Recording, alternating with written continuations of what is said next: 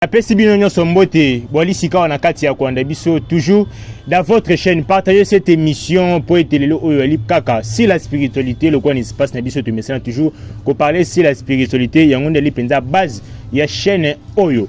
Kobo sanate toli kaka na date bobele moko le 26 juillet 2023 oyo to na veille avec l'homme de Dieu le prophète Ézéchiel l'homme de Bishuma wana posa ya kosambela oli na baka oyo difficile mais ngo mokolo wana po ete tozo ba kolongola satana ngwende na ye pour être nzamba renie mokolo yango na bomo na biso le 26 juillet 2010. C'est à retenir le loto bena oyo etali mystère de la mort secret ya loi. Est-ce que le lo oyo mutu so akufi possibilités d'aller bimela moto na ye pour être solo to pas mimela ye eloko tozo ba ko sosolengo dans cette émission je suis avec l'homme de Dieu na pesi mbote mbote Isaac via voilà monsieur Nzambe tozo ba ko passer mbala moko mais avant tout déjà to koti sans juillet on est là le 3 juillet déjà babongisa mini na etali na ve est-ce qu'il est possible de comme ça ko kuta na mboka msusu d'aller ko veiller avec vous.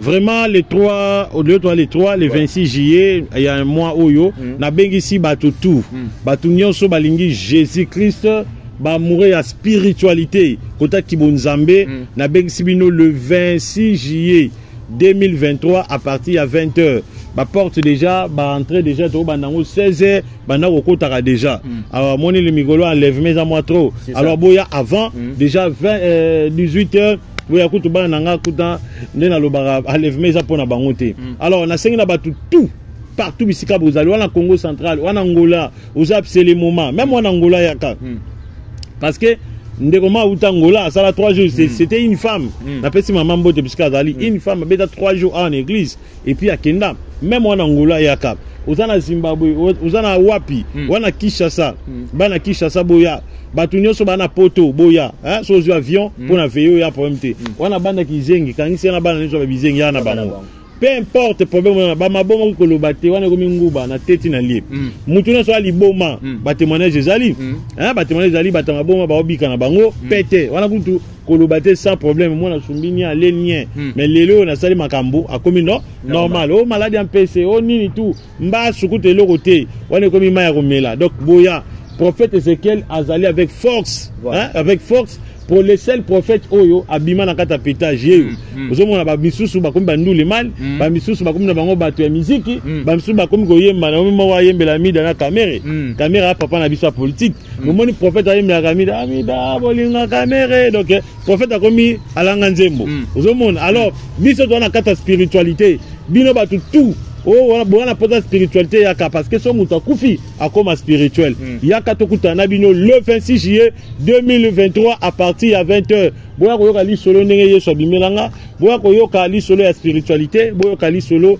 ndenge nzamba salaka alors à part ça na bonde la pona baka ba maladie ba tout bana ba problème tout na robonde là et loko eza grave eza nini parce que dans ça la démonstration mbongo ekobima alors moza en poste aux 50 000 francs 100 000 francs bana oteka na kopesa même 1000 francs comme ça na pesa 1000 francs okebe olia 1000 francs ici là ti yaka ko démonstration wana le 26 juillet 2023 à partir à 20h mais comme déjà 16h toza déjà wana na bengi ba tout toi la avenue Banzamboma numéro 4 commune à Mongafula arrêt chambre froide numéro nangeza plus 243 97 76 24 404 dans Bishuma mon peuple minene.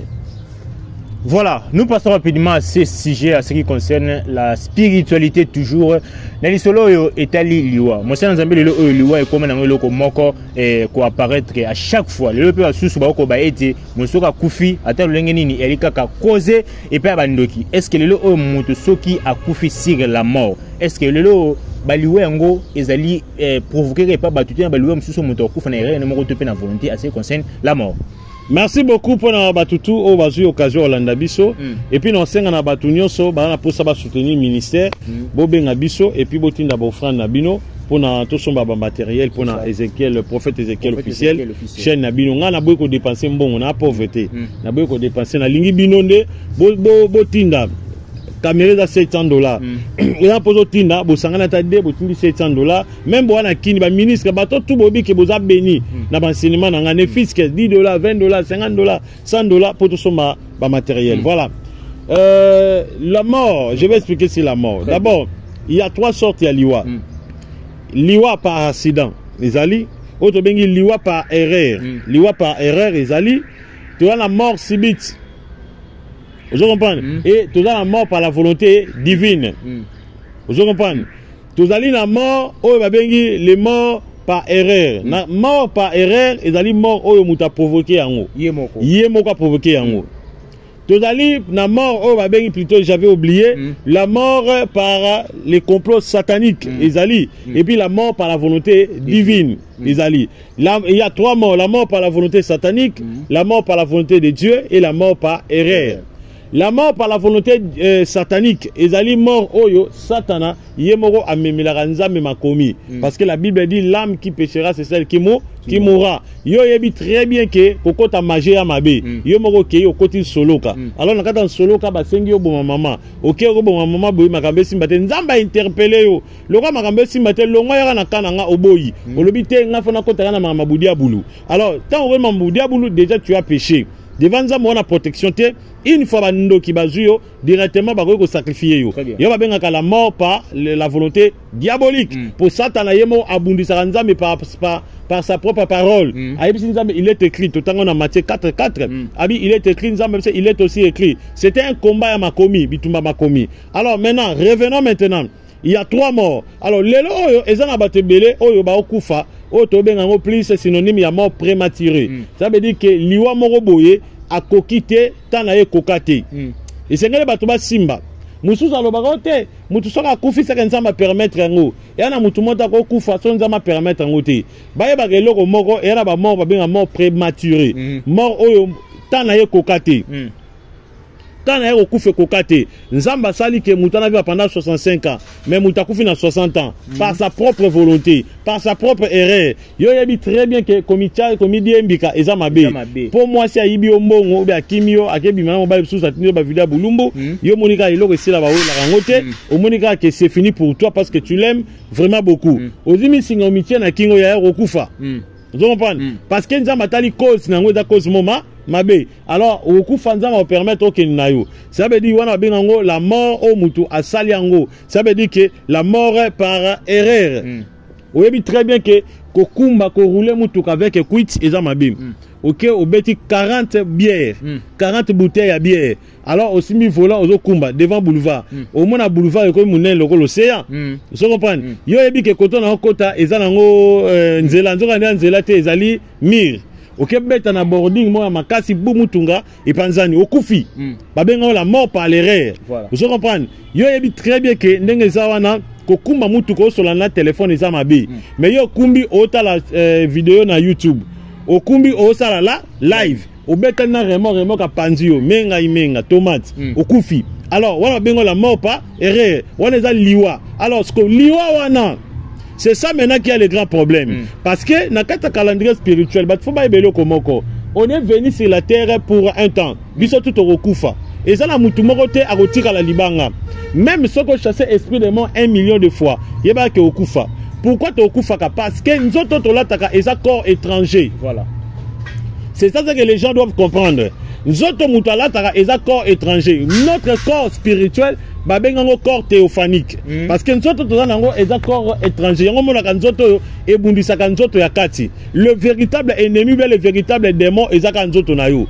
Le véritable ennemi muto ko combattre toute ta vie et ça li nzoto yo. Parce que les lois so mutakufi nzoto vandi na kata cercle mais molimo ke konyo comment? Parce que molimo ne muto ememio na kata beaucoup des erreurs. Yango moni Bible zoloba n'écoute pas la voix du charnel mais écoutez la voix spirituelle. Et Bible zoba que le désir de la chair et le désir spirituel ils ont la carte opposition ils ont majorité na opposition ba yo kana te ba partager à vie mon côté nous autres ya mokili elingi ni komela masanga kolula basi elingi masumu alors nous autres oyo ya kati elingi ngote donc bango mbale ba na kati ya bitumba ba koyo kana te yango moni Bible zoloba il faut faire ton choix donc fais ton choix donc so landi plaisir OK mabe mais so landi spiritualité OK lola. Alors qu'est-ce qui se passe? Nzambe azali na posa a créé un être inférieur. Pourquoi? Parce que Nzambe azala na Nzambe te, Nzambe azala ki Elohim otobenga bon le Seigneur de karma. Parce que il faut ce qu'on a comme Nzambe. Alors la loi de la divinité suprême est lobby pour être mort supérieur à comme être otobengi adorable et Sengali a créé être faible otobengi être inférieur, yene mutako rendre ye adorable. Yango moni nzambe azaki na posa Adam physique. Parce que Adam spirituel déjà azaki créé. Bak tanga na Genèse chapitre 1er. Adam spirituel azaki créé au biozoba. Faisons l'homme à notre image selon notre ressemblance. Mais soit les esprit, Adam esprit. On est Adam âme. Adam âme. Mais si tango yena Genèse chapitre 2, Bible zoloba créons l'homme de la poussière de la terre. Et le but est que créons l'homme à notre image. Il y a deux hypothèses. Mais dans Genèse 1er, balobi créons l'homme à notre image. Là, c'était Adam qui a été déjà créé il y a plusieurs années. Abané de vivre. Alors Adam a créé avec deux esprits, esprit féminin et puis esprit masculin. Tous les deux esprits étaient dans une seule personne. Alors, qu'est-ce qui s'est passé?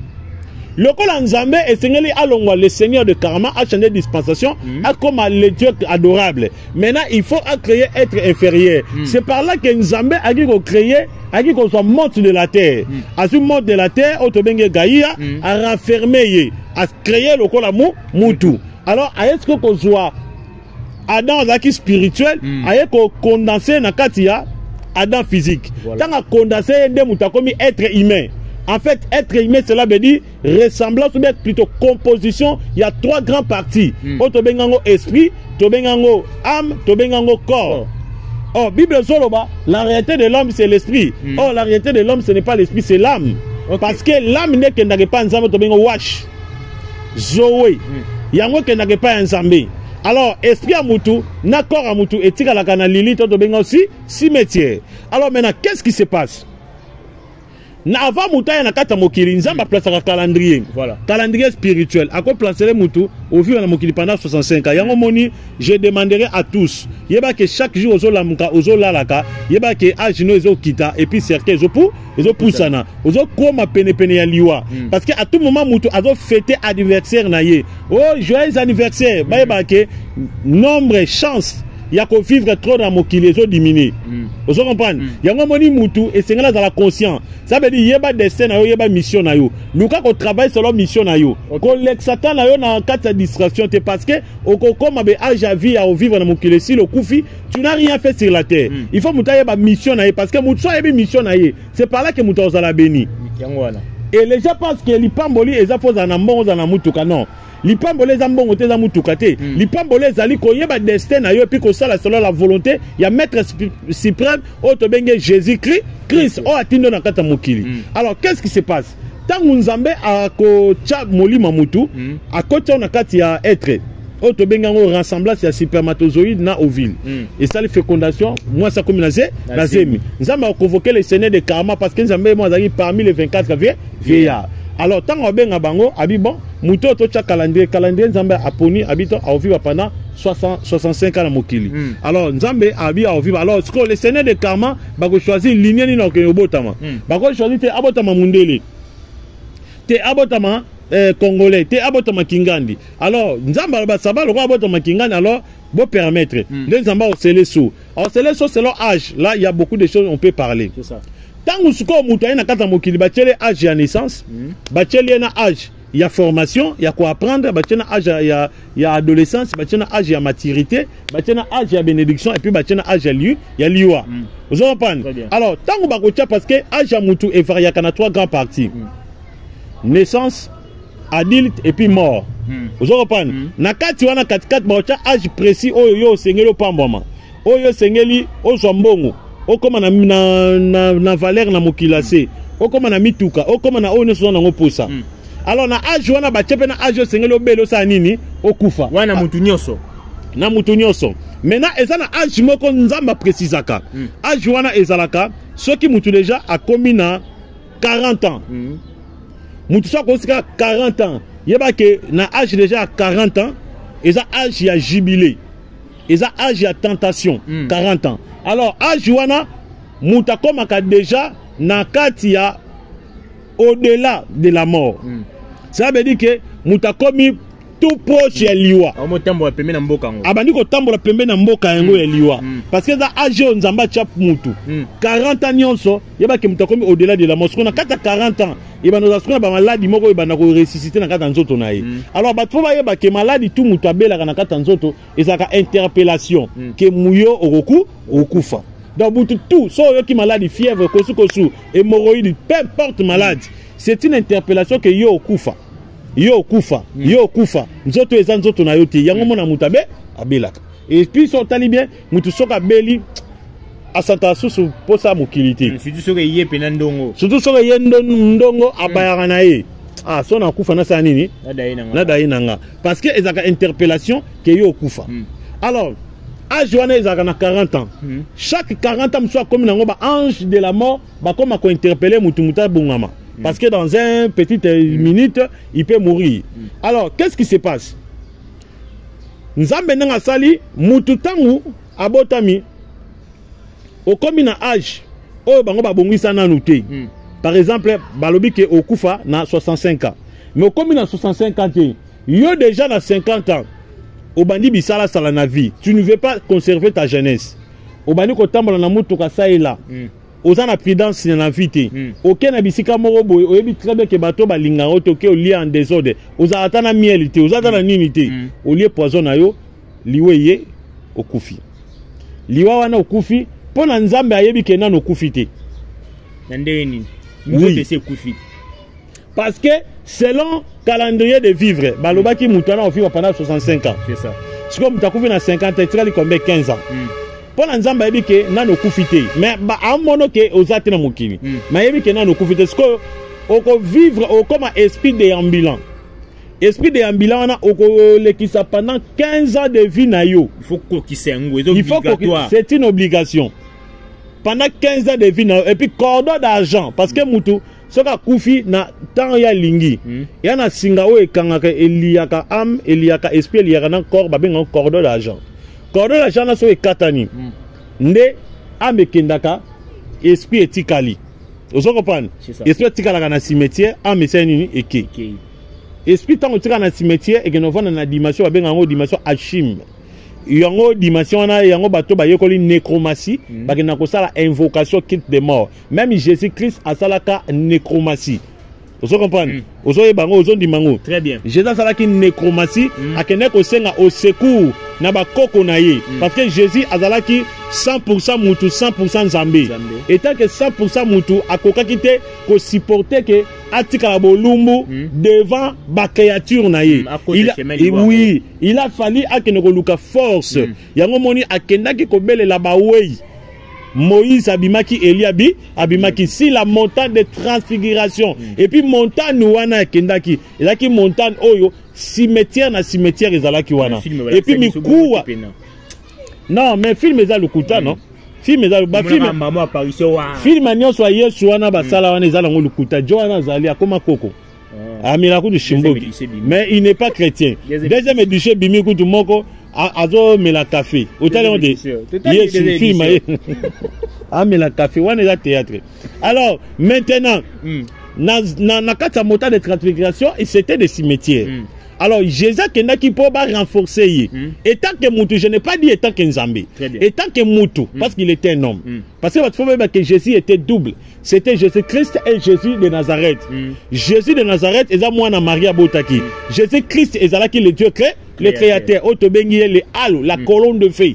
Si le Jésus-Christ de Nazareth il y a un ce tabernacle na katia Jésus moi na Marie. Alors moi na Marie abangaki. A qu'est-ce qu'on luka force parce que tant qu'il est humain, tant la commune en kata cimetière a sali nécromancie, invocation à sengi na ange de la mort a permettre à côté na monde Hachim afin que les deux esprits à grand prophète babima ba collaborer. C'est par là que ba collaborer qui va renforcer qui est. Yango mona kitangwa kitaki ayebisi ba disciple bazaki wana bolo ba makambo te ti mukolo na kolunga moki na mokili. Vous comprenez? Et ko kitaki il a été devenu très fort tout au long de son ministère. Vous comprenez? Alors si connaît le baki que molimo etika na dimension Hachim. Alors si koyo soki mutu akufi son temps n'est pas encore arrivé. Atikali na 15 ans de vie akufi na 50 ans, bakani akufa pendant 65 ans. Moutala comme esprit errant abani ko deambili. A comme pe na possibilité ya okende ko sunga bano ya tiki na kata mokili. Pona ye azoye bake akufite mais a changer ka dispensation ou bien a sali voyage moko boui. Vous comprenez? Très bien. A ko kende pe na kata ndako na bino a moni pe ba fufu pe a kitisi pe abani golia. Yango moni batumsuso moni bochaki fufu na bino bien. koto bochaki yango bokuta basani elongo déplacer komi kona likolo ya armoire bomoni pe ba chepe manzaka ya kolia botuni mutu nyonso na ndako nana lia fufu muta kondima asate bochaki ba kiti bien bola mukabe kiti moko ba déplacement ba changer donc ye wana papa na bino asepeli te ndenge bo placer ba kiti donc à tout moment oyo papa na bino azate na mokili ayaka na kati ndako avandi ardo tala pe TV lokola bino mais ce que moyen bino boyoka ye ezate moyen bo mona ezate mais ye amona bino ayoka bino parce que a ko vivre pendant 15 ans. Vous comprenez? Maintenant il y a aussi un grand risque pour ceux qui akufi azaki na protection makase de son vivant bato basala ka nécromancie bakoki pe ko koma ko utiliser esprit na ye afin que abanda ko travailler pour na chance na bobo pour na ba entreprise na bango mata yango mona ka bato kisi mingi bakena ko luka bato bakufi mort prématuré o akufi nanu tana ye ko kate ako utiliser esprit wana po abengela ka bato na boutique abengela bato na magasin soit na ba église o abengi nécromancie. Vous comprenez? Alors lelo oyo et dans bato bakufa ebele batambolaka na mokili yango mona na ba fête bonne année bato bakufa pe ebele babimaka bakenda bakendaka pe ba marché bato bakufa ebele babimaka bakendaka pe koto nyonso muta ko ikokende bato komaka ebele la plupart bato nyonso monaka na Kenya ce sont des gens qui sont morts mais tant na bango kokite yango monaka soki mutu ba lié ou bien akufi ba lié bakenda à tout moment ko bimela famille ba yebisi famille ta mutu ngana lenga alors bo sala ponzele sani e fongwama pourquoi ba kufa ba ponzele fongwa parce que ta na bango na ne kokite oyo bango ba ko sala e ko permettre ye afin que koto bakangi ye comme esclave avzala libérer mais ko kenena nous na monde ko kenena nous na au-delà te abanaka ko déambuler na kata dimension de dimension achim ça azalaka libre azalaka libre il peut vous aider il peut aussi vous donner de la chance de l'argent akoki pe ko sunga bino mais azana dimension achim mais bino bando mona été ya zo mona bino mais abanda bino skoyo bo bandaka ko lota il y aura des gens o ba koma ko lota ye mona la liba loti donc c'est un peu ça. Lelo omose na nzambe penza moi TV lingonga mingi mais kasi pona mama mutu na été est-ce que lelo oyo mama koki ezali lelo mutu ko na ba souffrance ali moi mobile tout mona moi si akufila ba boti to famille mba ikufa est-ce que ko kempe ko singa lisungi ko singa moi mawa ma souffrance moi aide moko boye loko ba ete ba oyi ba tsika longi na bango est-ce que possibilité ezali ko sema na ba chrétien mutu singa au secours et pas membre libotene o azala ki malamu pote ba salisa yi. C'est vraiment d'accord, je suis d'accord. Et puis, nako senga na bande ko to balanda biso, soki boyebi ke boana ba membre famille na bino bakufa o ba bande ko sala nzambe. Soki azaki chef coutumier nganga ko kendete. Parce que mutonyo sa saleli satan na mokili so akufi akoma vampire. Oh, oui. Bon. Oui, akoma vampire. So ça revanche pas bané, azonga pas bané. Vampire cela veut dire abano détruire bino.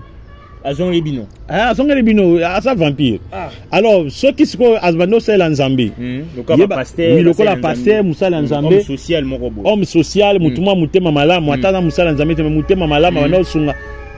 Ayeba ngangate, ayeba kisite, yeba ke mutuana asa metteur ya chance pour nabino. Alors vous pouvez aller. Alors batu bakufa baliaka, batu bakufa bamelaka. Mutakufa melaka mingi masanga ya chamba.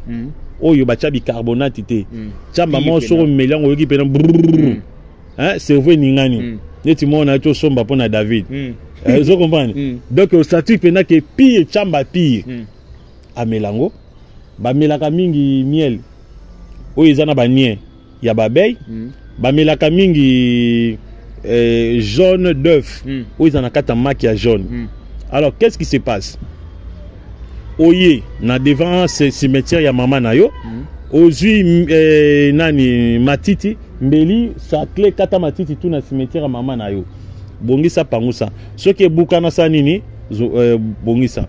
Alors il faut sali yango zwa sikoyo masanga chamba simba bana koluba mama parce que a mona yo pourquoi mono po mutu soka kufi nzoto kote za ya kokundama ndeko to esprit na ye koza ekozala ata place à la cimetière esili bateki mapango yeba ke esprit mutakufa ezalaka wana yango moni lelo oyo na Congo na biso tozana nyonso nous avons beaucoup de problèmes na kati ya mboka na biso ba promesse ba politicien bazo pesa moko kuta lobaki o 30 juin dollar ekokita mais façon ba fingi politicien dollar et mati c'est comme 25 vous comprenez c'est parce que ba konzamboka bana souci ya kosunga mais ce que ba esprit lokola to respectaka ba cimetière te ba esprit wana eyebaka ko plaider pour na vengeance ya ba terrain na bango bato ba viva ba viola siko ba kolinga te ba action humanitaire salama ba combattre biso yo moni ba mboka ndeti ba Europe ba respecta ba cimetière tala ndenge ba na développement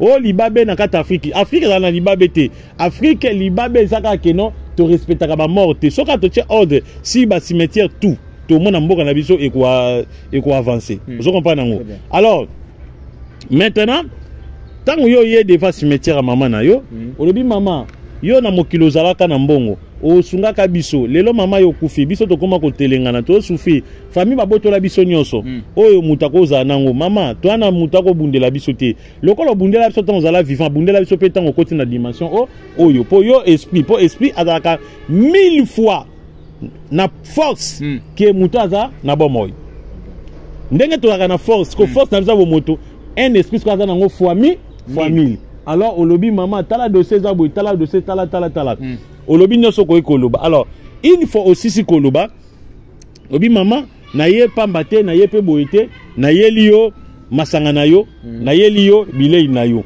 ozi masanga chamba osaye nini obwaki bamso otena mna ote po obwaki ozi makasu soka azaki na kanda obe po osilika ndengo nyokama po likasu eyeba ko maîtriser milimo bawa ozi likasu po utafuni obwaki likasu comprendre molima mama ekiti alors si ko soza na posa apeso ndeti mbongo il faut memela epe billet moko ya mbongo billet ya mbongo bi mama na memelo billet ya mbongo so billet ya mbongo wana il faut ko tumba yango o tumba billet ya mbongo wana il faut luka bougie wana ko luka na bombi ku couleur babenga nga pona famille bakozo ngo felete moi choke fesani ebima alors au sali yango tumbia na moto bougie couleur on pesa alors so tumbia ngo au poussière ngo boyi na cimetière à mama na yo au sopili susu masanga chamba je te dis Isaac soko kei oko pambwa manandenge ya kusangana te oko pambwa parce que mama na ko bunda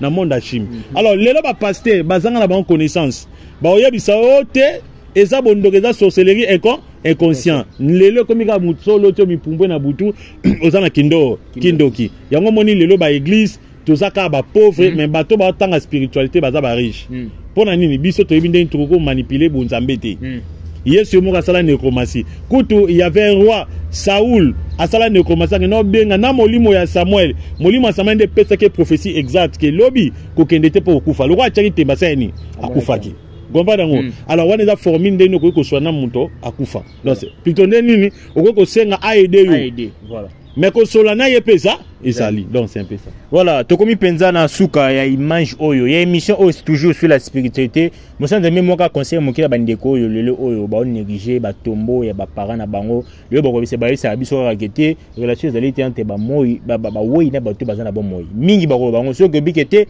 na kebe ko sengo sekuna ke sembe kuna bakoboya mo conseil nini na bana lolenga bongo jeunesse lelo oyo bo papa na bino nyoka mo pona bino soufa pona bino a sacrifié toute sa vie, toute sa jeunesse pour vous. Le lobo tangi beaucoup ba licencié, mais aucun a tombé à papa et ça ko bukana. Cercle écoute panzana miku et monana.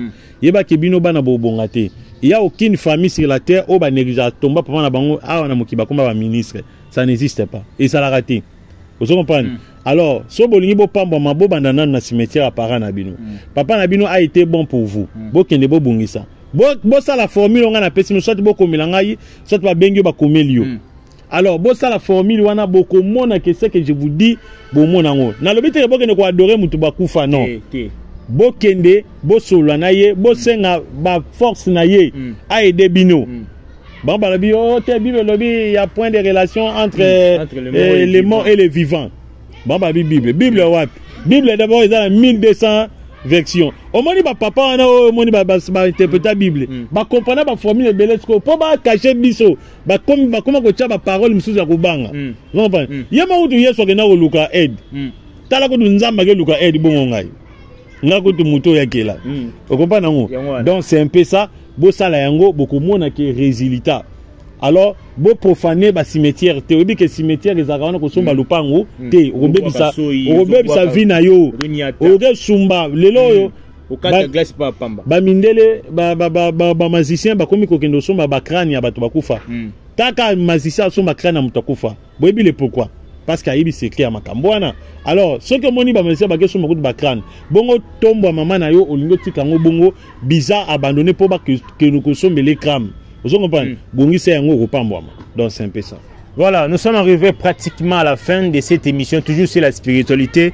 Dateza moko, pour na oyo na posa ete nzambe okutana na ele okola mosala nzambe akutana na nzambe. Profitez na raconte wana pe okamata oyo nzambe abongisi pona yo. Dati kaka moko, le 26 juillet 2010 affiche jona boli komona le 26 juillet 2010 ba sport li déjà 2023 ba sport déjà li koleka déjà 2023 le 26 juillet ba porte ko déjà pour les 16h koyaka déjà avant 18h komaka déjà avant pour na moko éviter ben sécurité ya mboka na biso mais pour na biso assurance ali toujours parce que nous sommes na côté moko penza ya malamu. Je dis un grand merci ben de grâce bandi biso partager cette émission kobo santé ya ko s'abonner ouais na poster ya ko s'abonner pe na page Facebook l'homme de Dieu prophète Ezekiel l'homme de Bishima kuna pe ko kamata ba direct à chaque fois ali na communication avec bana nzambe. Je dis un grand merci aussi à celui qu'on appelle Vérotéry mon président. Je vous dis bye et à la prochaine.